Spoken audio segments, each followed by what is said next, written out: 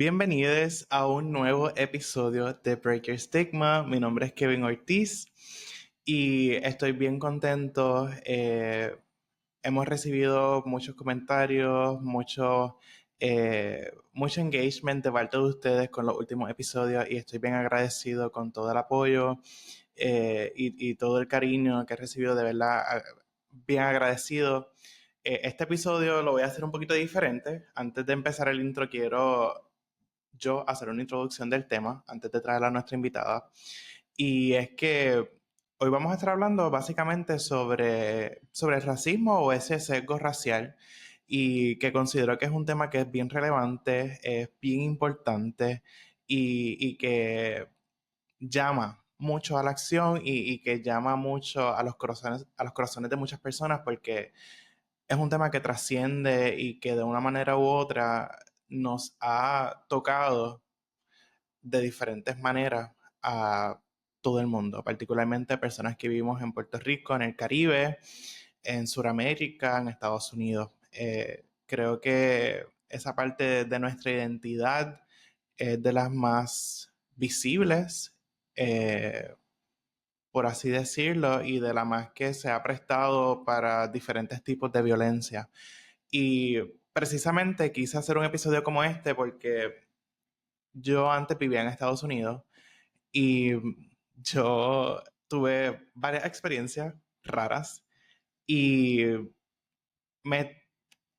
tenía raro como que incluso cuando yo tenía mis citas médicas y veía mis récords y veía que en raza decía Hispanic White o blanco hispano.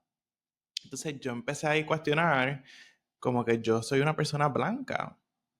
Pero entonces como que cuando yo estaba en la escuela y estaba con mis compañeros de clase, eh, quienes eran blancos, al lado de ellos yo me veía no blanco. Entonces, cuando estaba con un grupo de personas negras, no me veía negro, me veía más como una persona blanca. Entonces, eso me creó a mí como una disonancia cognitiva, por así decirlo, de quién yo soy versus cómo yo me percibo o cómo la gente me percibe. Y más allá de eso, las experiencias que he tenido en los diferentes entornos. Mi experiencia viviendo en Estados Unidos ha sido bien diferente a mi experiencia viviendo en Puerto Rico. Así que me pareció propio y me pareció importante y relevante, que es la palabra que más he estado utilizando, que podamos tener una conversación sobre el sesgo racial, sobre la identidad y cómo se construye aquí en Puerto Rico y cómo afecta a las personas en los diferentes niveles.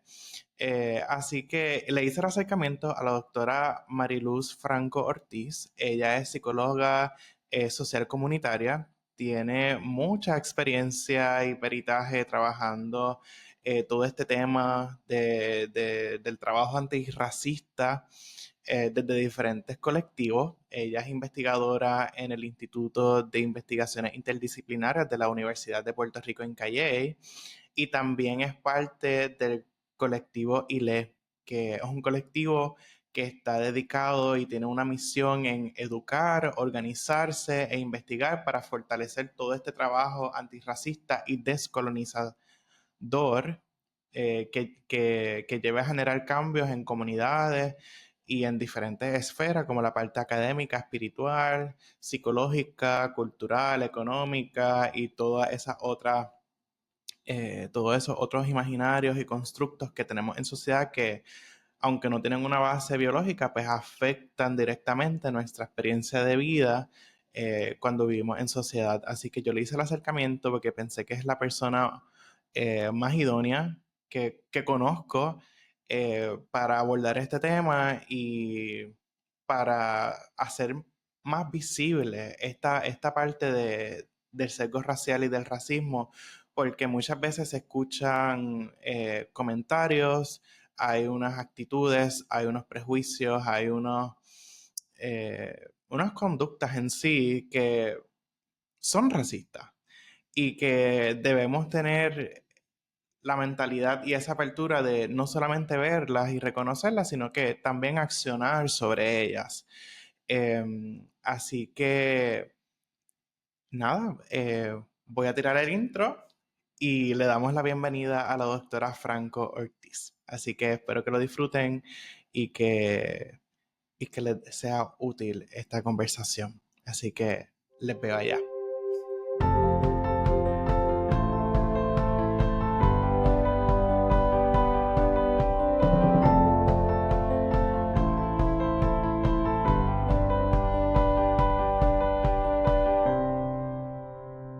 Le damos la bienvenida a la doctora Mariluz Franco Ortiz, quien es psicóloga social comunitaria y que se ha dedicado por muchísimos años trabajando todo el tema antirracista en Puerto Rico y en el Caribe. Así que bienvenida, doctora Franco. Gracias por estar aquí. Es un honor. Gracias. Ella también, se me olvidó decir, es parte del colectivo ILE, ¿verdad?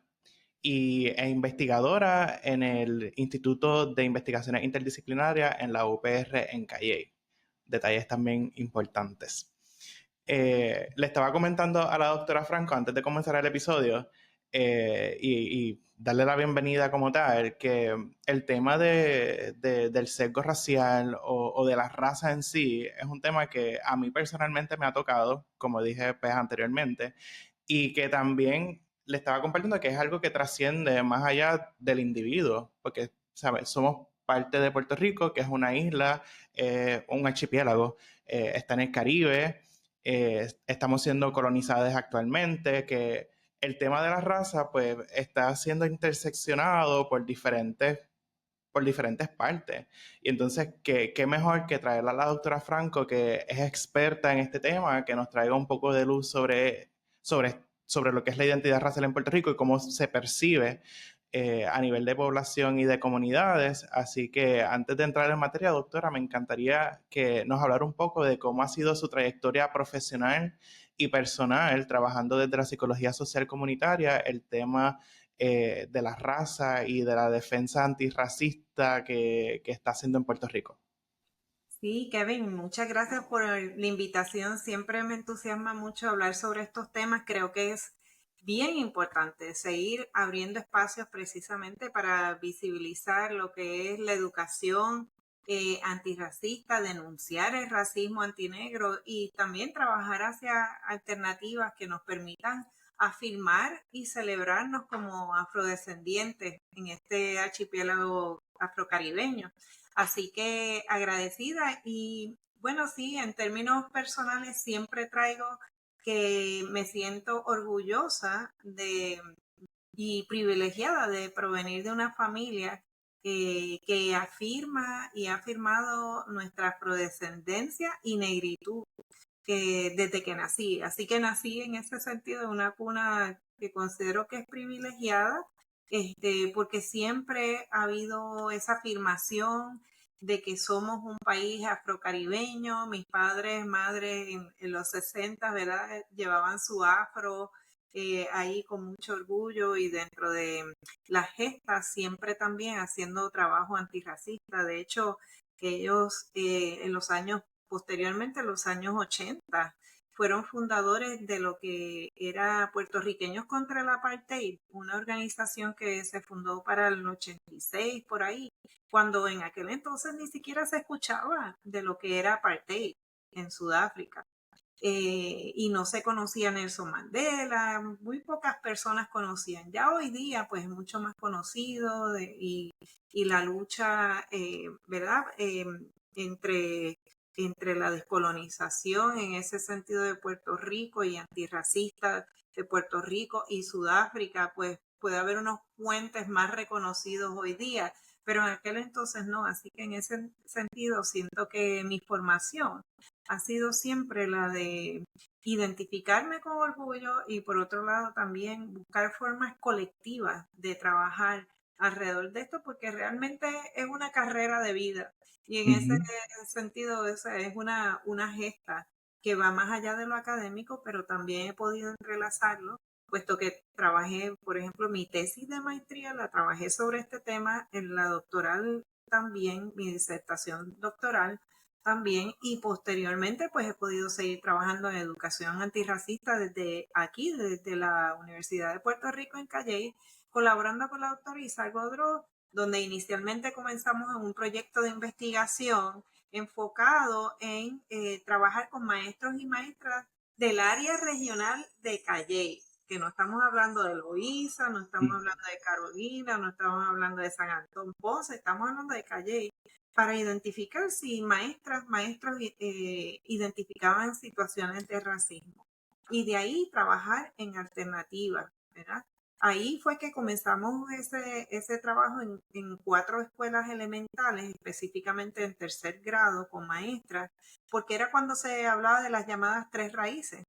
Y las maestras sin ninguna intervención identificaban situaciones de racismo.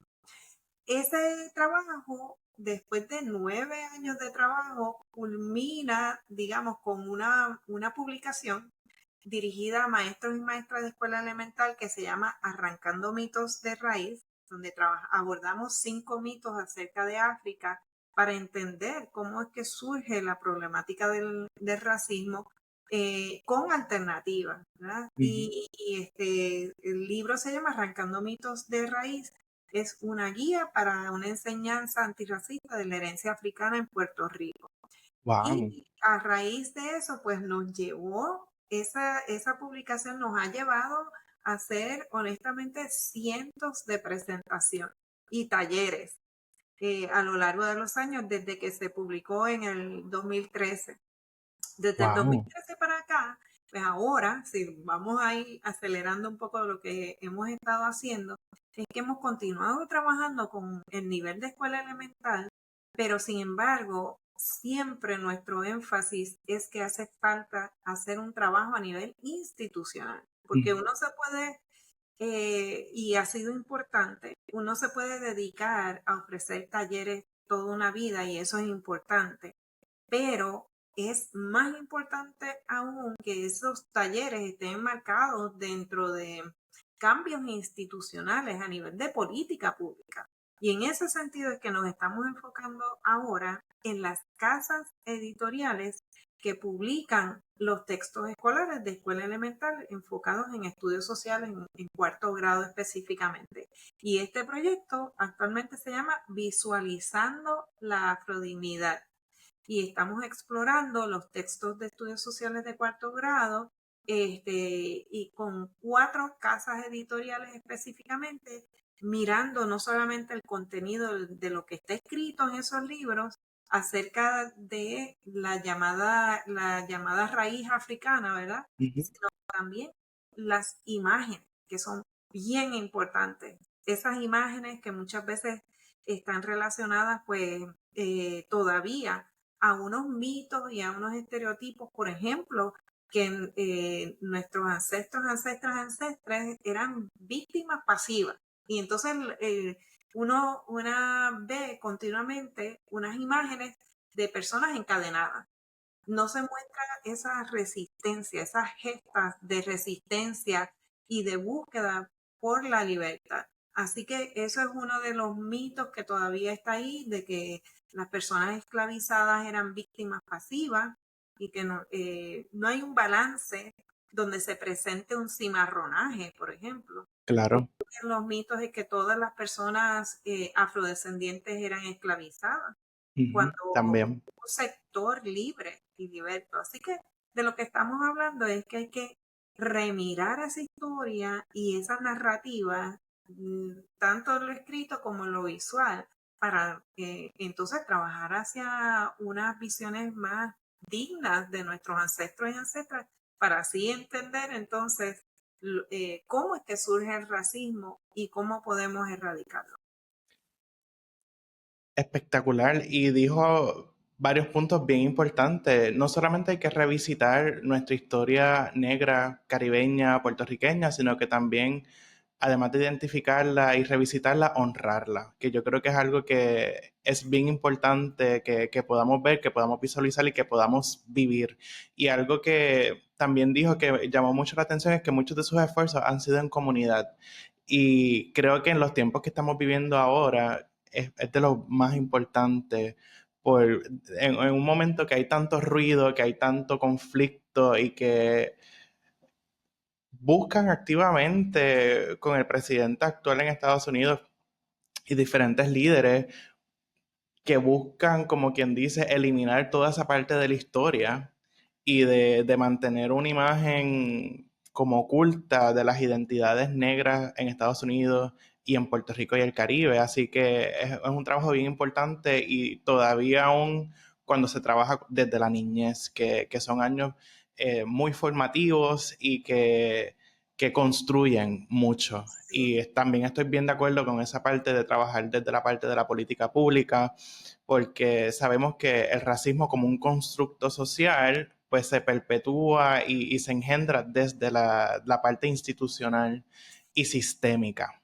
Así mismo es. Y es que estamos definiendo el racismo como un sistema, precisamente Ujú, como he puesto, un sistema de opresión basado en la falsa creencia de que hay unas razas inherentemente superiores a otras, ¿verdad? Y en estos contextos coloniales, en este contexto colonial, nosotros todas, o sea, llevamos más de 500 años como colonia, primero de España y ahora de Estados Unidos, pues el racismo definitivamente sigue siendo ese rezago de ese sistema de esclavitud que estableció que las personas no blancas y afro eran inferiores. Para poder justificar ese sistema de injusticia, había que inventarse una mentira. ujú, La mentira era que había unos seres, es más, ni eran seres, ni eran considerados humanos, eran considerados objetos, propiedad. Así que la mentira es que había unos seres superiores a otros, a pueblos originarios, a personas afrodescendientes. Y entonces hay todo un andamiaje, y cuando hablamos de sistémico, un sistema de creencias, de leyes, de política pública, de ideas, de constructos, ¿verdad? Qué hacer cultural cotidiano que está ahí muy presente y que perpetúa y mantiene todavía esa idea de que esa es una normativa, que es algo normal, entre comillas. ujú. Y por eso, pues, uno en el lenguaje, uno puede hablar y decir, yo siempre traigo este ejemplo, hay tres niveles en ese racismo sistémico. Está en el nivel interpersonal, en donde uno interactúa y uno se relaciona con la gente y a través de los dichos, de los chistes, del lenguaje cargado, pues se refleja, como por ejemplo cuando se dice lunes negro, oveja negra de la familia, mercado negro, aguas Sí, negras. eh, despectivamente. Despectivamente, ahí vemos un patrón de que Ujú, lo negro es visto como algo negativo. Y entonces está el nivel de la opresión internalizada, que es cuando uno se cree ese racismo internalizado, ¿verdad? Uno lo internaliza. Y ahí me gusta el nombre del programa, que trabaja el tema del estigma. Nosotras inventamos un concepto que es el concepto de autoestigma racista. Y es que hay un estigma social que está ujú, allá, que se perpetúa y que lo reproducimos, pero que a su vez lo internalizamos y es algo aprendido. Cuando ujú. hablas de un constructo, definitivamente estamos partiendo de que es algo aprendido, lo aprendemos sin darnos cuenta. Entonces hay un andamiaje, el tercer nivel es el estructural que está ahí presente, así que está el nivel estructural institucional, ¿verdad? Institucional, el nivel interpersonal y el nivel internalizado del racismo. Y un ejemplo bien cotidiano es cuando se habla del llamado pelo malo. Sí. Cuando se habla del llamado pelo malo, ¿a qué nos referimos? Nos referimos pues, a personas como yo, que tenemos el pelo rizado, que tenemos afro, que tenemos, puede ser dreadlocks, incluso trenza. Si yo Ujú, digo que yo tengo el pelo malo, no me voy a mojar porque no me voy a meter en la piscina hoy porque no quiero que se me ponga el pelo malo. Pues ahí estoy reproduciendo ese, ujú. ese autoestigma racista, ¿verdad? Si alguien me dice, no salgas hoy porque está lloviendo y se te pone el pelo malo, pues ahí está el nivel interpersonal. Y cuando en una escuela, y esto es un caso real, una maestra da una asignación donde pone palabras en primer grado, hace un ejercicio donde pone palabras mezcladas para hacer una oración y pone niña, pelo tiene malo, o sea, para construir la oración con esas palabras, pues ahí es institucional, porque estamos haciendo un ejercicio desde la institución escolar para reproducir el racismo. Por eso en esta etapa estamos enfocadas en los textos escolares a nivel de cuarto grado, que es cuando se habla sobre las llamadas tres raíces, porque muchas veces hay maestras de cuarto grado y maestros, maestres que no tienen una formación en estudio social. Por lo tanto, dependen del libro, dependen del texto. Y si ese texto reproduce el racismo, pues entonces el maestro o maestra va a estar utilizando una herramienta racista, ¿no? Que reproduce ese Y a racismo. veces sin darse cuenta. Y eso es institucional. Así que por eso queremos trabajar a ese nivel con los textos escolares. Así que hasta sin darse cuenta, porque si uno no tiene el conocimiento, uno no puede identificar correctamente. Así que hay todo un trabajo que hay que hacer y está también esa parte del currículo escondido, como muchas veces hablan cuando se habla de la educación con perspectiva de género, que les encanta decir que es un currículo escondido, etcétera.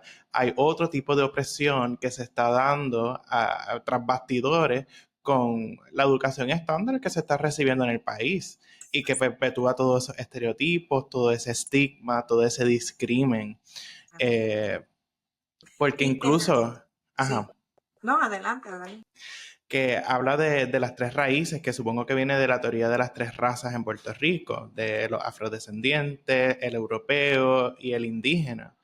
Sí. Y muchas veces utilizan y se agarran las personas aquí en Puerto Rico particularmente de esa teoría, de ese marco teórico que se enseña en la escuela hasta el cansancio. La gente lo sabe porque todos los años se repite y dicen, no, no, porque es que nosotros somos una mezcla de tres razas, aquí no hay racismo. El racismo no existe. O yo no puedo ser racista porque yo soy parte de esa mezcla, cuando no necesariamente es correcto.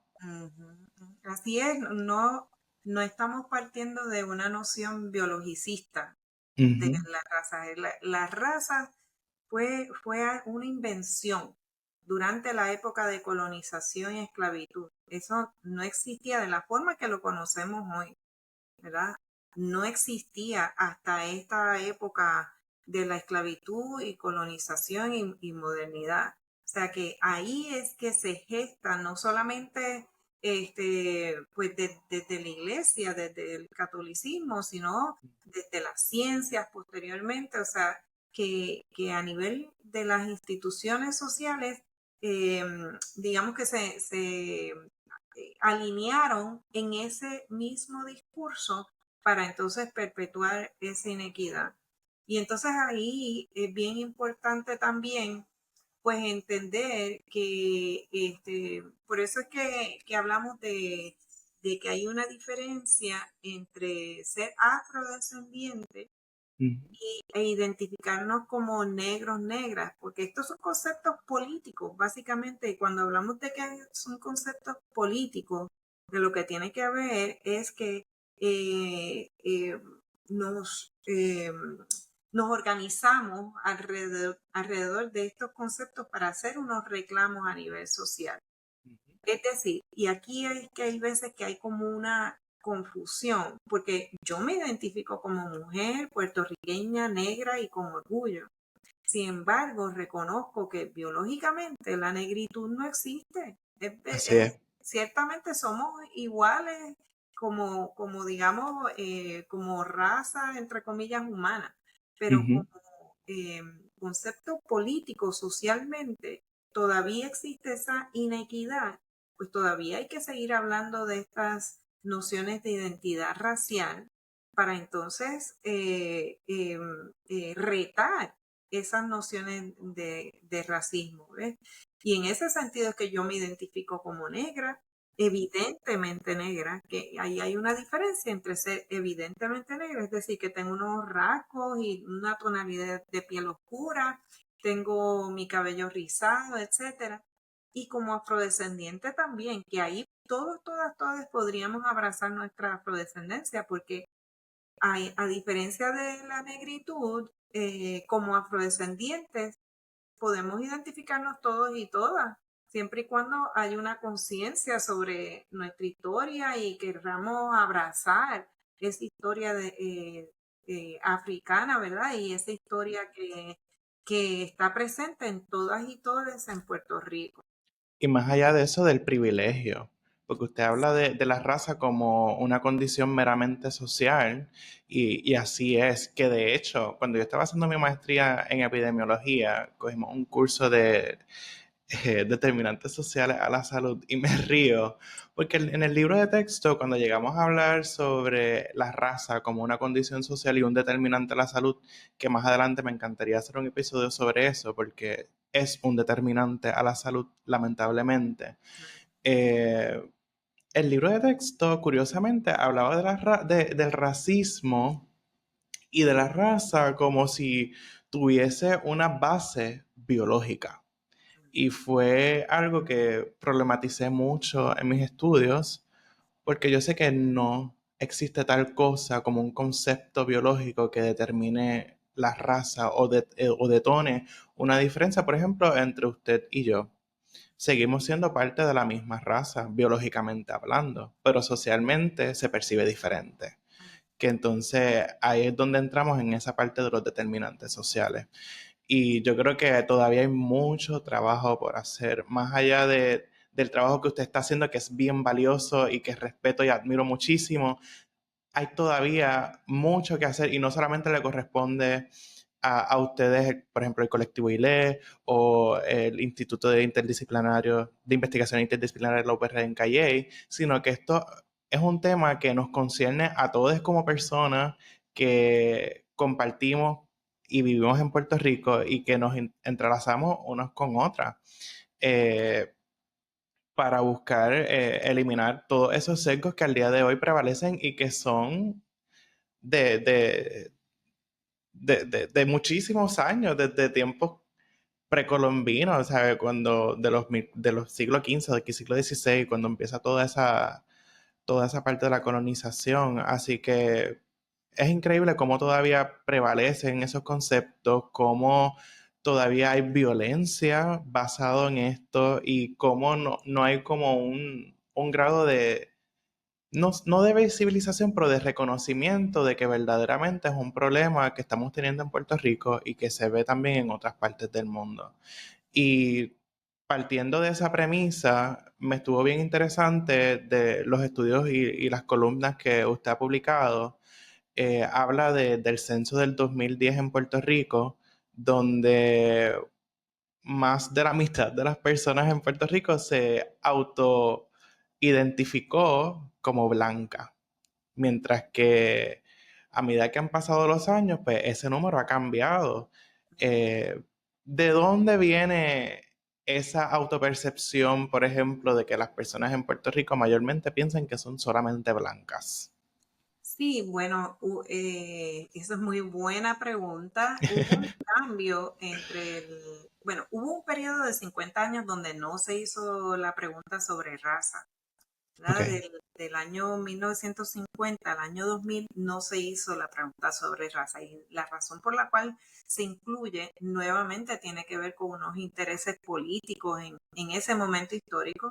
Y siempre hay que recordar que el censo es el censo de los Estados Unidos. Por lo tanto, Ujú. las categorías son de Estados Unidos. Y eso es un factor importante porque, por ejemplo, mucha gente se identifica aquí como trigueña. Y aquí, sin tratar de ser políticamente correcto, pues esa es una realidad. Ahora, si uno quiere ver cómo es que se da el tema del colorismo, pues entonces tendríamos que añadir no solo trigueña, sino trigueña clara y trigueña oscura, para que ese censo realmente trabaje y de alguna forma documente ese tipo de experiencia, ¿verdad? ¿Cuáles son las experiencias? Y ahí pues estamos trayendo un tema sumamente importante, y es que hay una invisibilidad estadística en Puerto Rico, aunque se incluyó la pregunta de raza. en el censo del año 2000 y el año 2010, pues sí, ciertamente hubo un cambio de 76% en el año 2010 al 2020, donde las personas se identificaron 17% como blancas en el 2020. O sea, de 76% en el 2010 bajó a 17% en el 2020. ¿Por qué sucede esto? Pues, ¿qué pasó en esa década? Eso es lo que tenemos que preguntarnos. Y en términos sociales, pues ahí hubo el asesinato de George Floyd y otros asesinatos importantes, y nosotros como colonia pues recibimos esa información, obviamente, y esto yo creo que impactó más allá de Puerto Rico como colonia, afectó a nivel internacional, hubo manifestaciones de las vidas negras importan a nivel internacional, no solamente aquí en Puerto Rico. Además de esto, pues las políticas de Trump en ese entonces, cuando sucedió los huracanes, sucedieron en esa década, ¿verdad? Y diferentes crisis que marcaron esa relación y un poco develaron que al ser colonia hay una relación desigual. Esa imagen de Trump tirando el papel toallas a la gente cuando, ¿verdad? Habían ocurrido miles de muertes, ocurrieron posterior al huracán María. Yo creo que también caló en términos de cómo nos identificamos con esa relación de Estados Unidos. Pero también hay que mirar lo que decía inicialmente, que el instrumento del censo usa categorías de Estados Unidos y por otro lado también cambiaron la pregunta, cambiaron la forma en que se planteaba la pregunta.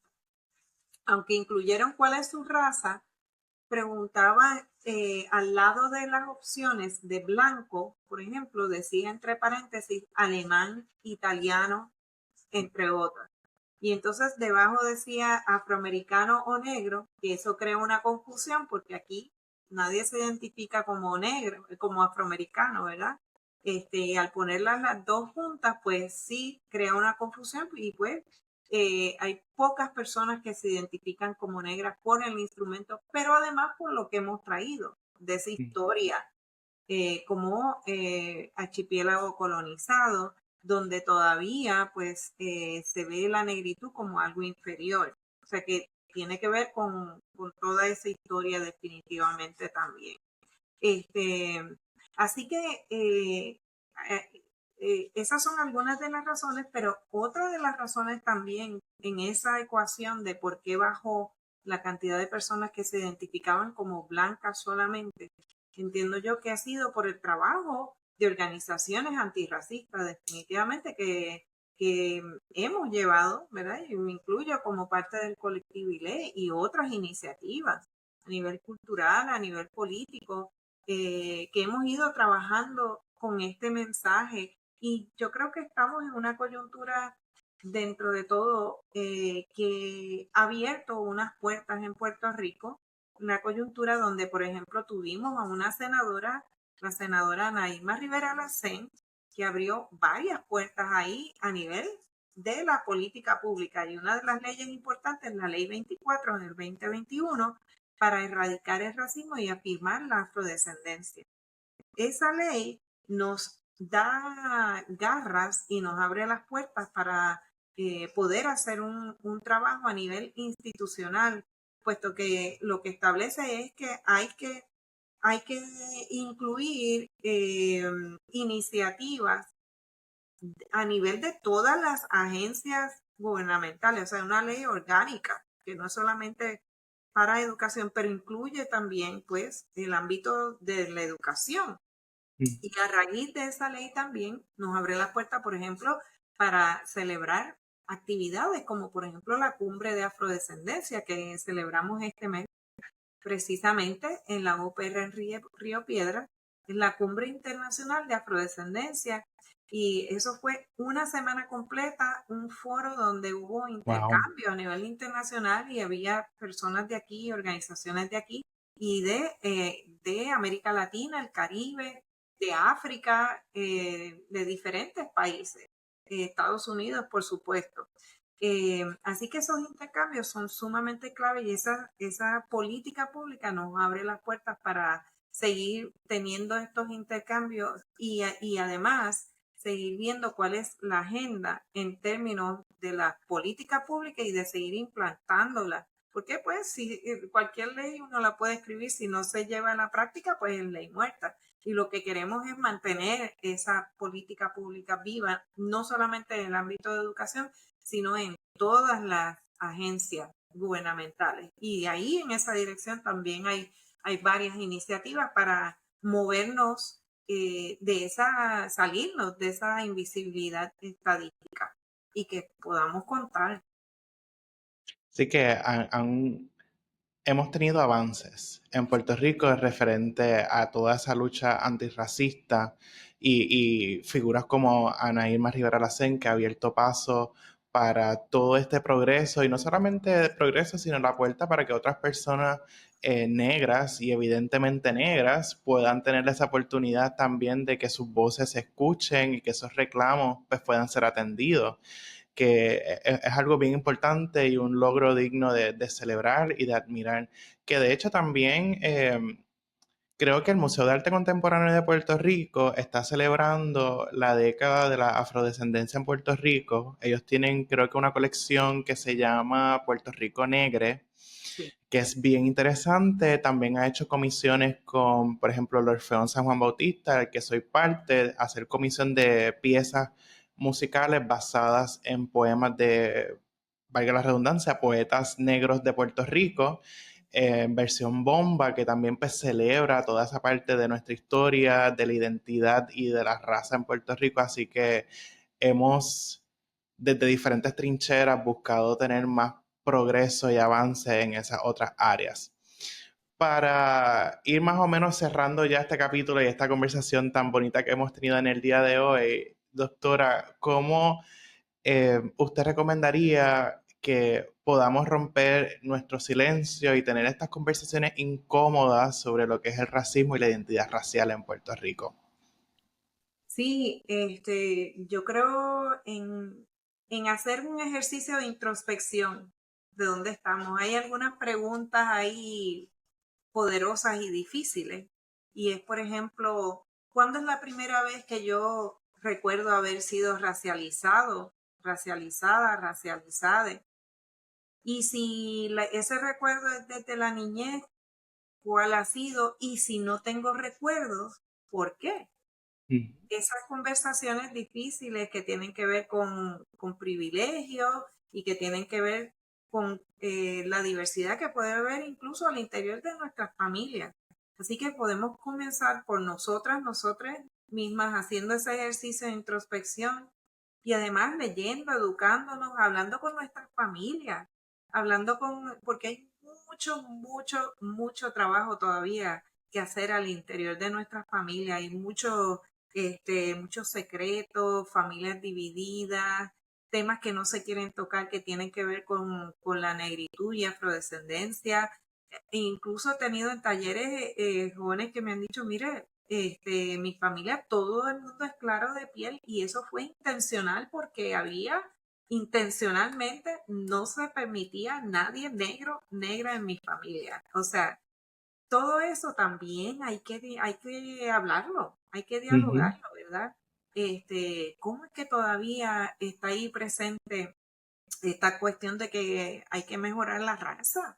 Todavía hoy día, algo que venimos acarreando desde hace siglos, todavía está vivo ahí y coleando. Y entonces, eso es símbolo pues, de dolor. El racismo es violencia. Sí. Así que genera dolor y eso pues toma un tiempo en sanar y afrosanar, que es lo que queremos hacer en estos procesos. Así que yo creo en el proceso de educación, de implementar, ¿verdad?, currículum antirracista, tener una mirada, como decimos, con los lentes antirracistas a nuestro entorno, a nuestras vidas, ver hasta, pues cuando uno está viendo televisión, verlo desde la óptica antirracista de nuestro entorno. ¿Cuántas personas evidentemente negras hay? ¿Y por qué sí? ¿Por qué no? ¿Verdad? ¿Qué puedo hacer al respecto? El leer, el poder educarnos sobre este tema. Le invito, pues sí, a mirar, por ejemplo, la página de Colectivo ILE, que ahí hay varios artículos y recursos y talleres, al igual que mirar a la página del Instituto de Investigaciones Interdisciplinarias, donde pueden ver escritos que tenemos disponibles. No sé si podemos poner algunas referencias Sí, acá en el podcast también de artículos que están disponibles porque queremos que sean de acceso abierto, ¿verdad? Para eso es, para publicar que esté en una revista, lo que queremos es claro. que esté disponible, que podamos seguir teniendo estos intercambios para realmente eh, promover que cada cual pueda aspirar a sus sueños, a nuestros sueños desde las niñeces hasta la adultez, que podamos hacerlo de forma más libre y que podamos respetar nuestra diversidad en nuestro querido archipiélago.